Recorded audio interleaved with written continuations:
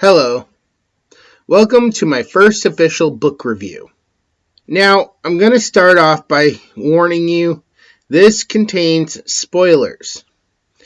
If you decide that you would rather listen to this story, rather than have it spoiled, please stop now, go out, get this book, and listen or read it for yourself. I also want to make a statement here saying, as an author, I am completely on board with audiobooks. I think audiobooks are just as good as actual books. It delivers the exact same information that you would get actually reading it, but you get to listen to it instead. For someone like myself, that saves me time, because I can listen to it while I'm driving or doing other things. So, the book I'm going to be reviewing, and this is not going to be a main part of my channel. I might do this every once in a while, but this is going to be a two-part review. I will give my review of the book and my final thoughts on the book, and then in my next video, I will discuss the book versus the movie. And I think any books I do, if they do have an adjoining movie, will have a second part, which I will compare and say how it could have been fixed. But let's start this first book review of Ready Player One. So the book begins with a narration. In fact, the entire book is a narration from the character of Wade Watts, also known as Percival, where he lays out and describes basically the state of the world. How there's an energy crisis, how the economy has basically collapsed, and how James Halliday, the creator of the Oasis, revolutionized the world with his online game. He also goes into detail of explaining that the Oasis is not just a game anymore, that it is a way of life for people. People work through the Oasis, people play the Oasis, people kind of just live in the Oasis, which is kind of a statement on our world today, how many people just live online. They work from home, they make their living by almost never leaving their house. After which, he dives into his character, Percival. And we discover that Percival is a character he created that is able to go to school online. That's right. Even children are learning online through the Oasis. Now, I actually think this is an interesting idea because I honestly foresee something similar happening in the real world. I think in the future, children will go to elementary school, they'll learn social abilities, then around the time of middle school or especially high school, they'll start only being able to go to school online. Which honestly might not be such a bad idea, since it would probably eliminate a lot of problems children face. As a child who was going to school during a time when school shootings were becoming more and more frequent, I'm honestly on board with that idea. But he explains that his character is poor and never has the money to go anywhere. He also explains that James Halliday, the creator of the Oasis, has died, and that after his death, there was this huge contest that started to find James Halliday's Easter egg, which he goes into a good amount of detail on what an Easter egg is. So if you aren't very savvy with computers, video games, or movies, and understand the value of an Easter egg, it's basically explained for you, which doesn't really take away from the story, so I'm okay with it. It also the book itself can be very educational at times because it tells you a lot about history. It talks a lot about the historical value of creators and the games that they make. Basically, it does revolve around a lot of video games. Older video games from like the 70s and 80s. It would have been nice to see some more modern references from the 90s and 2000s make it in as well. And not be so 80s heavy. Because I feel like we have a lot of 80s nostalgia going on. But even with that, we still find out the rules of this Easter egg hunt. Basically, there are 3 keys hidden in the oasis. And to find the keys, you needed to figure out a riddle that was left behind by James Halliday. In addition to this, there are also lots of other little hints that are supposed to lead the players to the Easter egg. Now, once a player finds one of these keys, they use the key to open a gate. Once they complete the gate, they get points. Then, from there, they're able to get the next clue, which will lead them to the next key. So, Percival talks about the fact that he never has the money to go anywhere. And over the several years that this contest has been going on, most people gave up or can't figure out where the first key is. That the clue was just too hard. And he's not exactly given up, but all he can do is sit there and research it because he has no money to go anywhere. And the only place in the oasis he can be is at his school until he turns 18. Which kind of kicks off the entire story. During his time in one of his classes, he's hit with a sudden epiphany on how to find the first key. And it turns out that the first key is actually located on the planet where his school is. So, through a loophole in the system of the school, he is actually able to travel to another school on the planet, which is located right near where the first key is, where he actually retrieves the first key. This is where he meets up with his online crush, Artemis. They kind of start off a little rocky because of the fact he lies to her and says he was defeated and he didn't get the key. Only turns out that he did get the key because he defeated the boss who had it at a game of joust. Now, you might notice I'm not saying exactly every tiny detail of what he had to do, but the reason why is because this is something I think you should really read or listen to. It would be better, but I'm just giving you my basic thoughts here. So, she finally figures out he lied. She tries her best to slow him down so she can try, and he just cannot resist the temptation to give her a hint, which actually helps her out. So, now it's a race to the first gate. Of course, he has a head start, but it's pretty easy. Once he goes through the gate, he's in a recreation of the movie War Games. And he has to play through acting as Matthew Broderick's character. Which, this is also an interesting idea. Who wouldn't want to go back through a movie, pick a character, and play as that main character in the movie? I'd say the biggest problem with Ready Player One is sometimes that the ideas are just so fantastical that it's like, God, I want to be in that world.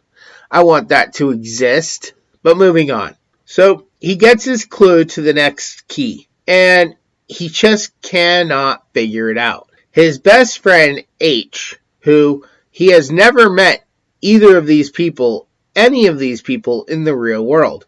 That's one of the biggest things they talk about, is how you never meet people really in the real world, because you're always by yourself. So Percival only knows H online. And finally, his best friend, H, who he also helped get the first key, gives him a clue how to find the second key.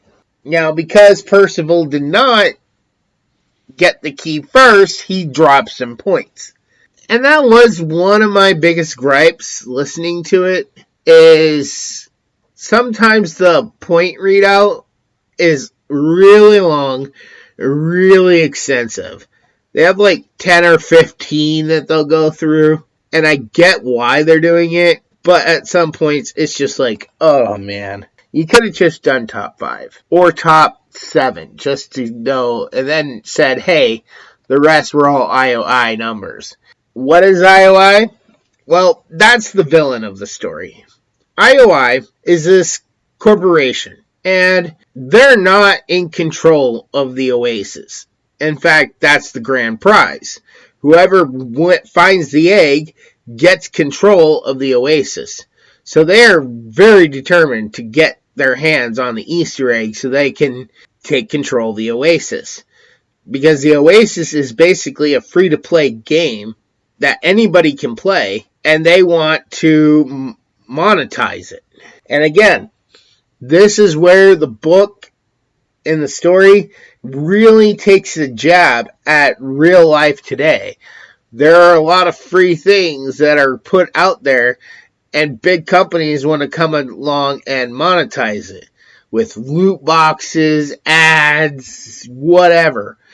And that's kind of what IOI wants to do. They want to come in, they want to charge a monthly fee, they want to charge, for ads, they want to just change the Oasis, which would basically drive people away from it.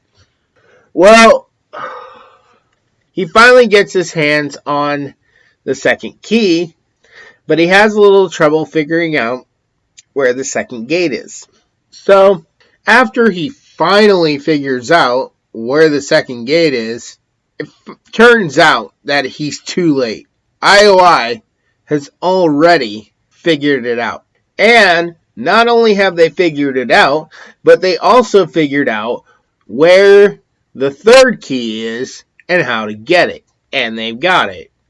And they're working on the third gate. So, Percival thinks that's it. It's game over. They're going to lose. There's no way him or any of the others are going to be able to catch up, find the third key and the third gate, because IOI, at this point, has turned the third gate into an impenetrable fortress.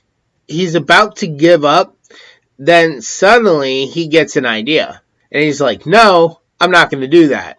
I'm not going to just give up. Or at least I'm going to die trying, because I have nothing to lose. So then we cut away, and I do mean we kind of cut away, to sometime later. We're not exactly sure how long. It's like a day or so, or a couple hours, but we basically cut away, and he talks about how he went on the black market and got himself arrested on purpose. Now, IOI, in addition to just being a major company that rivals the Oasis, they also control a lot of work that it happens on the Oasis. So when somebody goes into debt, they get arrested, and they get taken to IOI. A re-education facility type deal where basically you're put into slave labor to work off your debt. Well, he goes in, and he's doing some weird things, some strange things that I'm not entirely sure that it all necessarily fits with the little bit of realism, like being wide awake and alert and stuff when you've only got like 2 hours of sleep for like a week straight. I think someone would notice, and I think his body would probably not take it very well. But he does that. And he ends up turning out to have hacked the IOI mainframe.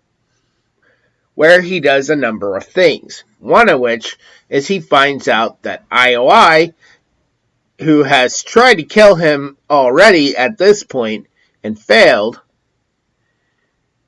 is about to try to kill his friends. One of which they already did. Actually, 2 are being watched, and 1 they're having trouble locating. So he finally uses the means he has to break out of IOI. And then he goes back into the Oasis once he's out of IOI, and he meets up with the remainder of his group, and he's like, look, you guys need to move. You need to get out of wherever you're at and go hide. IOI is coming for you, and they're going to try and kill you. And he proves this. Artemis kind of takes this very negatively at first, because she's like, hey, you're kind of like stalking me. And you read my personal file, and you learned about who I really am, and everyone else is like, hey, chill out, he needed to, you know. But it turns out that Percival has a bigger plan.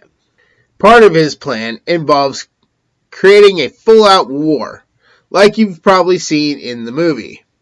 But we'll get into that in the next video.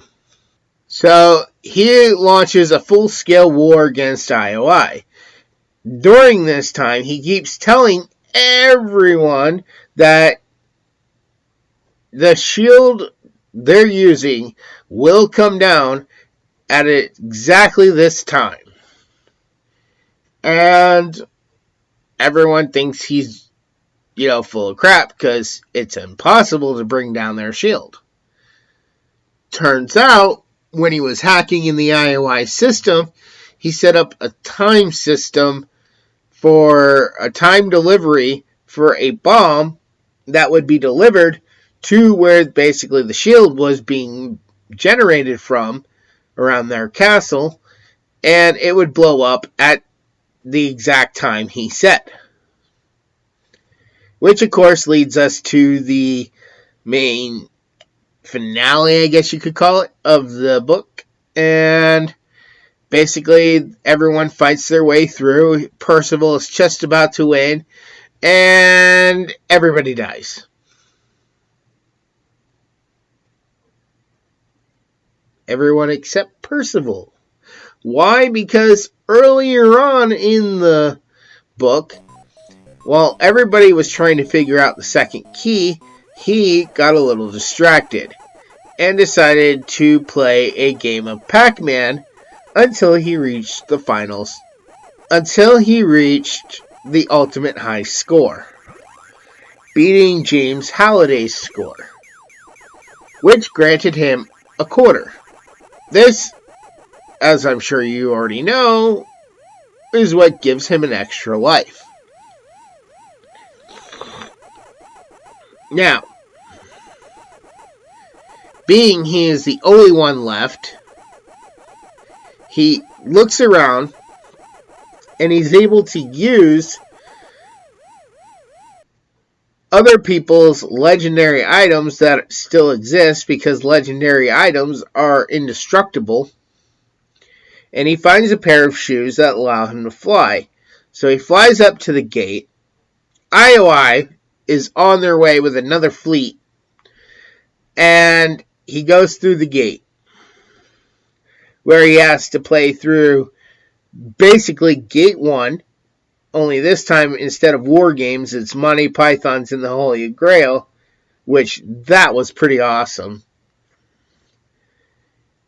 And then he has to play through another video game. And then he finally is at the third challenge. After he finally gets through all of it,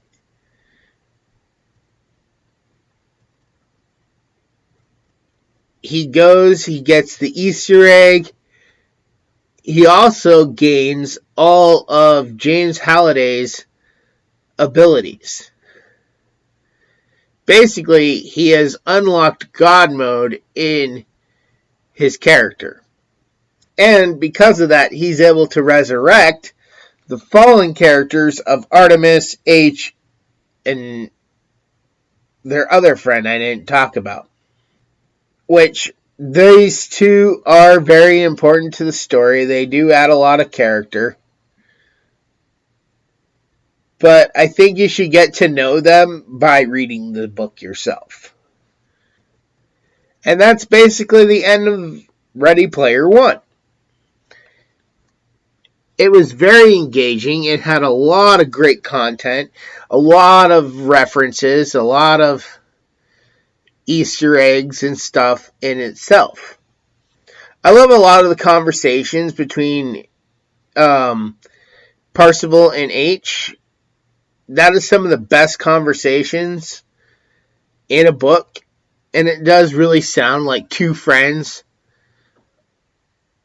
The romance between Parzival and Artemis, well, yeah, at some point it's realistic. Also, it did kind of tend to get a little bit annoying because I'm not really a big fan of those will they, won't they stories.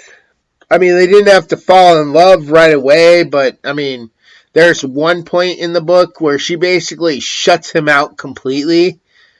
And I get why she does it, but at the same point, it's like, has she not grown or changed at all? You know? And maybe that's because I'm a hopeless romantic, and I think if you love somebody, if you're falling in love with someone, you should change for that person. I know it has happened to me in the past. Maybe it's a man thing, you know? Because I don't think the women I've fallen in love with have changed at all, where I've been willing to change for them. The villain was actually pretty good because he wasn't some over-the-top villain. He wasn't some maniacal leader looking to destroy everything. They just wanted to make money, you know? And if they had won, that's what they would have done. There was also some other, you know, even though Halliday was dead through the entire book, we still got to learn a lot about him and his character. And there is some heartbreaking stuff there, you know, with things not going great for, you know, them. A lot of the locations that are described are really good too.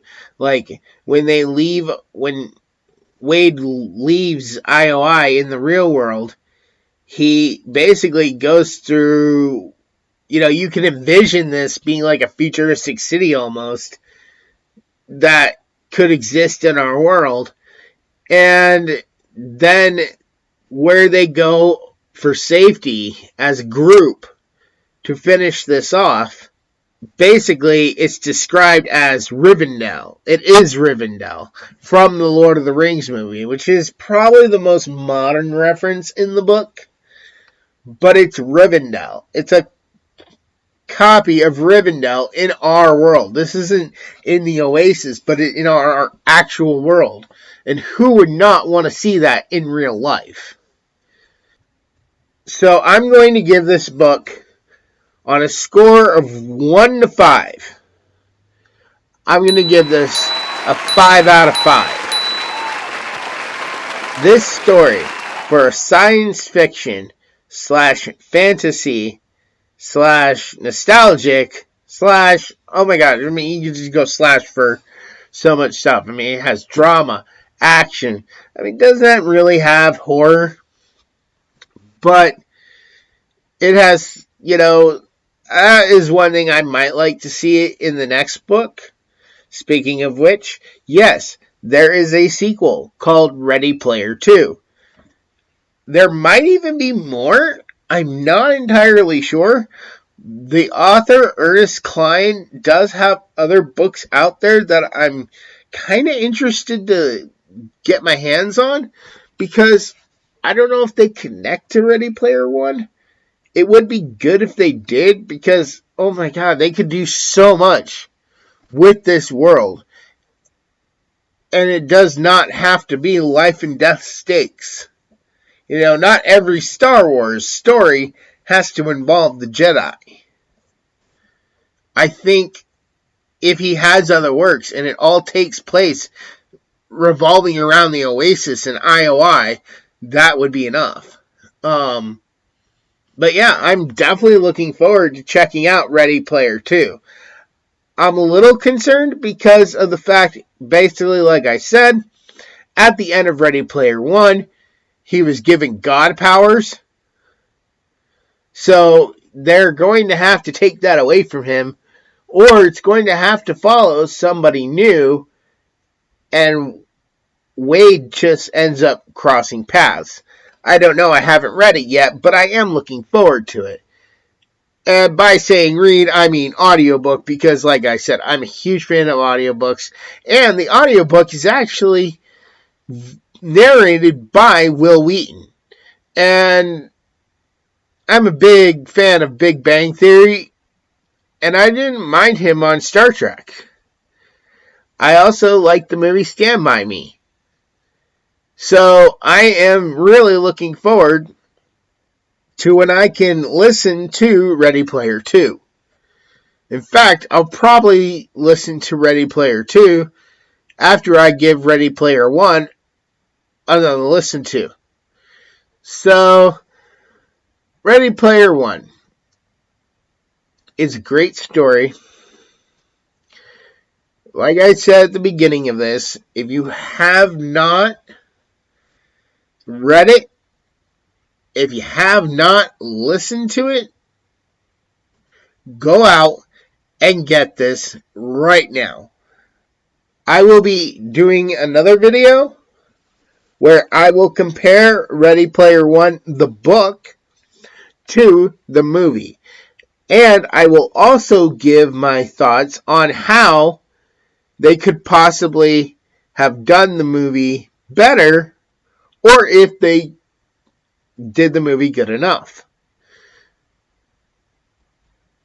If you do enjoy fantasy books, aside from picking up Ready Player 1, I'd also ask that if you like to read, pick up my book series, The Guardian of Light. It's an epic fantasy which also takes place in our world today, and it's a perfect read for the holiday season. I have 4 books out in the main series, with 2 more coming in the future. And if these do well, I'd like to expand the series and do even more in this world. So, if you have the chance, if you have the means, unfortunately, I do not have the audiobooks up for all of them yet. I am working as hard as I can to get that. And I'm going to probably do a video soon on my thoughts of what makes the greatest audiobook. And I do have chapter samples of the first audiobook. So if you get the chance, please check that out. The Amazon link is in the description below. I can't tell you, and I know I'm biased because I'm the author, but it's a great story, I think. And I think any fantasy lover is going to fall in love with my series. If you want something that's sci-fi and fantasy, more like a Star Wars base though, go for Ready Player 1. It is the perfect addition to any collection. You can follow me on Facebook and Twitter. I want to thank you all for watching. I'll see you in my next video for part 2. I want to thank you for watching, and happy writing.